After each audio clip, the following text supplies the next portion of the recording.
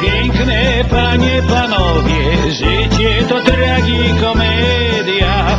Niech ta ballada prawdy dopowie jeszcze więcej niż w mediach. Ktoś tam w Brukseli już się tym zajął, bo miał po temu powody.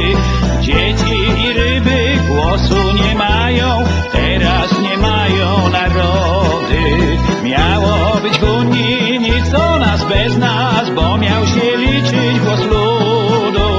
A prawda taka, że ten głos ludu to tylko w krainie cudów.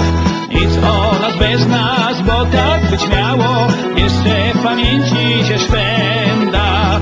Dziś wszystko o nas i wszystko bez nas.